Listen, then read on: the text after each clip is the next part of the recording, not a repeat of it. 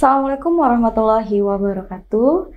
Bertemu lagi dengan saya Rahmi Marcella pada mata kuliah Dasar-Dasar Pendidikan.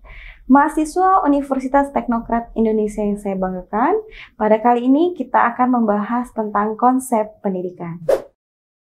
Apakah ini maksud dengan konsep pendidikan? Pendidikan merupakan usaha yang sengaja, secara sadar, dan terencana untuk membantu meningkatkan perkembangan potensi dan kemampuan anak agar bermanfaat bagi kepentingan hidupnya sebagai seorang individu dan sebagai seorang warga masyarakat, dengan memilih isi atau materi, kemudian strategi kegiatan, dan juga teknik penilaian yang sesuai.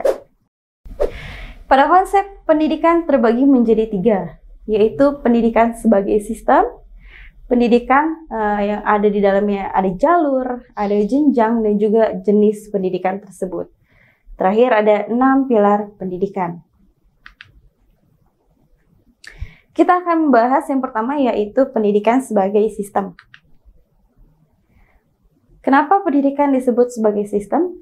Ilmu pendidikan merupakan sebuah sistem pengetahuan tentang pendidikan yang diperoleh melalui riset yang disajikan dalam bentuk konsep-konsep pendidikan. Konsep-konsep pendidikan tersebut tidak lain merupakan berdasarkan pengalaman yang ditata secara sistematis menjadi satu kesatuan yang disebut dengan skema konseptual. Pendidikan sebagai suatu sistem terdapat 3 kategori yang akan kita jalani. Yang pertama ada input, kedua ada proses, dan yang ketiga ada output. Hal-hal yang mempengaruhi dalam instrumen input, yang pertama ada objek atau manusia. Yang kedua metode yang akan kita gunakan. Ketiga ada materi lain-lain. Kemudian hal-hal yang mempengaruhi dalam instrumen proses. Ada proses belajar mengajar. Di dalamnya terdapat materi, kemudian ada faktor lingkungan, ada faktor instrumen yang digunakan, serta faktor subjek.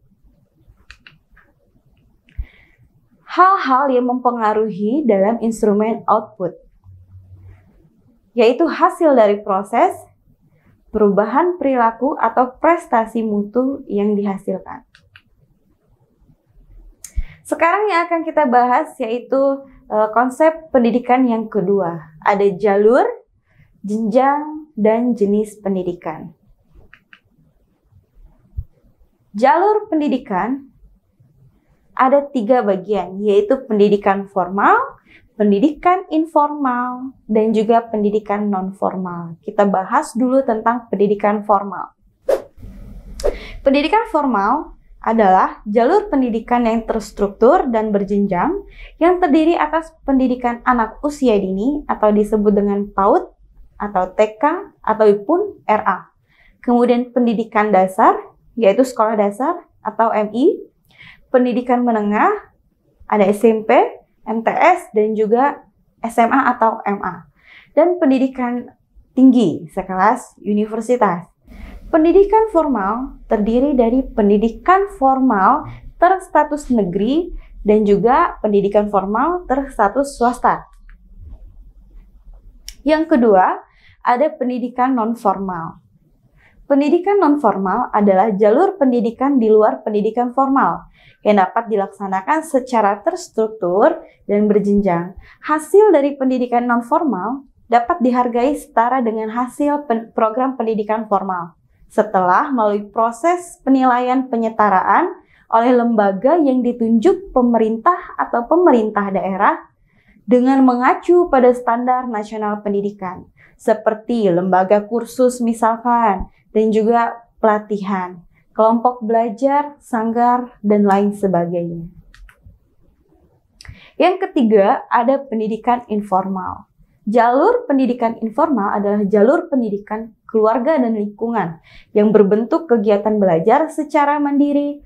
Hasil pendidikan informal diakui sama dengan pendidikan formal maupun juga non-formal setelah peserta didik lulus ujian sesuai dengan standar nasional pendidikan. Contohnya seperti pendidikan agama, budi pekerti, etika, sopan santun, moral, dan juga sosialisasi. Jenjang pendidikan. Jenjang pendidikan adalah tahapan pendidikan yang diterapkan berdasarkan tingkat perkembangan peserta didik. Tujuan yang akan dicapai dan kemampuan yang akan dikembangkan. Jenjang pendidikan diantaranya yaitu adalah pendidikan dasar, pendidikan menengah, dan juga pendidikan tinggi. Jenis pendidikan.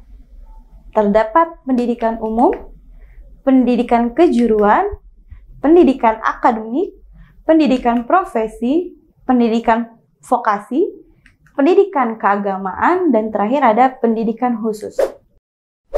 Pertama yang akan kita bahas yaitu untuk pendidikan umum.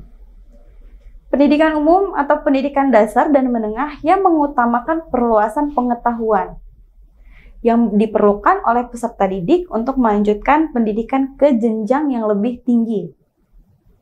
Yang kedua, ada pendidikan kejuruan. Pendidikan menengah yang mempersiapkan peserta didik untuk bekerja dalam bidang tertentu, yaitu disebut dengan pendidikan kejuruan. Kemudian ketiga, ada pendidikan akademik. Pendidikan akademik atau pendidikan tinggi yang diarahkan terutama pada penguasaan pengembangan disiplin ilmu, pengetahuan, teknologi, dan seni tertentu. Contohnya seperti program sarjana atau program pasca sarjana. Yang keempat, ada pendidikan profesi. Pendidikan profesi merupakan pendidikan tinggi yang diarahkan untuk mempersiapkan peserta didik agar memiliki pekerjaan dengan persyaratan keahlian khusus. Kelima, ada pendidikan vokasi. Pendidikan vokasi merupakan pendidikan tinggi yang diarahkan untuk mempersiapkan peserta didik agar memiliki pekerjaan dengan keahlian terapan tertentu, maksimal setara dengan program sarjana. Keenam, ada pendidikan keagamaan. Merupakan pendidikan dasar, menengah, dan tinggi yang mempersiapkan peserta didik untuk dapat menjalankan peranan yang menuntut penguasaan ilmu pengetahuan tentang ajaran agama atau menjadi ahli ilmu agama. Contohnya, seperti di pesantren, kemudian di MI, MTS, MA, MAK, Sekolah Tinggi Teologi atau Sekolah Tinggi Keagamaan. Terakhir ada pendidikan khusus. Jenis pendidikan ini adalah pendidikan yang diselenggarakan bagi peserta didik yang berkelainan atau peserta didik yang memiliki kecerdasan luar biasa yang diselenggarakan secara inklusif. Contohnya seperti sekolah luar biasa. Sekian materi yang saya sampaikan. Untuk konsep pendidikan, kita akan bertemu lagi lanjutan dari konsep pendidikan. Untuk mahasiswa Teknokrat Indonesia, saya ucapkan terima kasih. Sampai jumpa. Assalamualaikum warahmatullahi wabarakatuh.